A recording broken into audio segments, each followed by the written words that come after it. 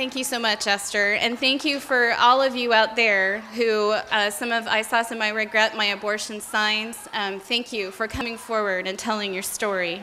It's not an easy thing to do.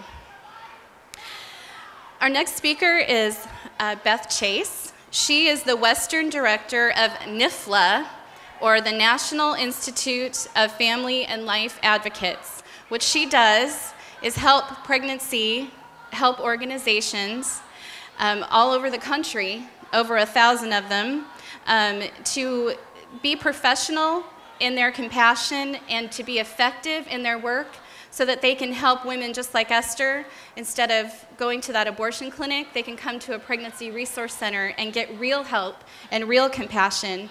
She was born and raised in the Pacific Northwest, and she has a passion to assure that a woman's right to make a choice for life is protected. Welcome, Beth.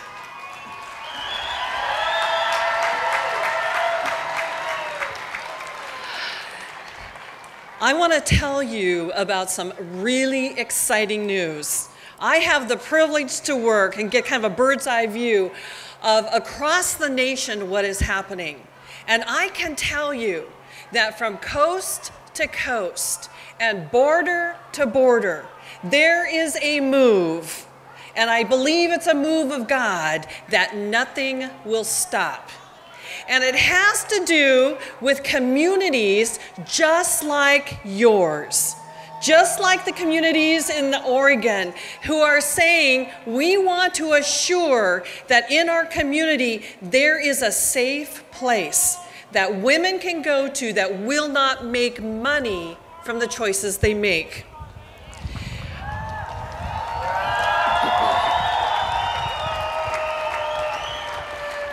These places in your community are the pregnancy resource centers. More and more of them are converting their centers into what we call licensed medical facilities that are staffed by physicians and nurse practitioners, men and women in the medical field looking for a place where they can implement their core values of life. These professionals are providing free medical consultations. They're providing ultrasound exams for the purpose that there's a viable uterine pregnancy with a woman who's facing an unwanted pregnancy. Oftentimes during that ultrasound exam is the first time a woman gets introduced to her unborn child. Sometimes it's the first time that the partner of that woman gets introduced to their unborn child during that medical exam.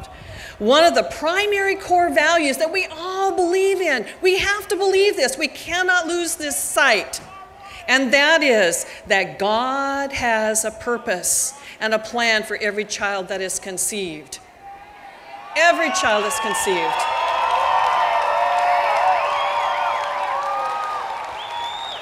I don't understand it, and I assume you don't understand it either. Why it is that God causes some child to be called into existence under circumstances that are not necessarily in a marriage, in a loving home. Nonetheless, because we believe God's word is true, we at the medical clinics and the Pregnancy Resource Center movement across the nation, we are not about endorsing irresponsible sexual behavior. But what we are about is believing God's word is true. That if he calls someone into existence, it's our job as a Christian, as a believer in God's word, to walk alongside the fact that for some reason he called that child into existence. Why? Because he has a purpose and a message that he has given to that child.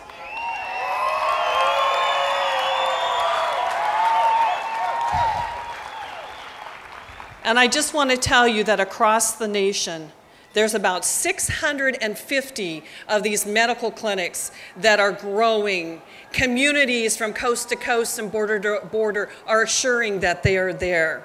There's about 8 to 10 of them here in Oregon, with more pregnancy centers looking to come forward and to be that representation for life in your community here in Oregon.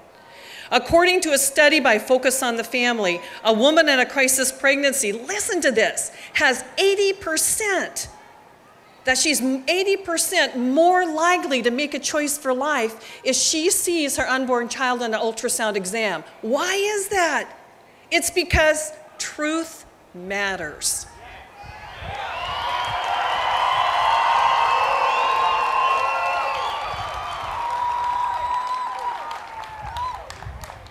And I want to thank all of you, Oregonians, for supporting your pregnancy resource centers in your community. Please continue to do that, because you know what?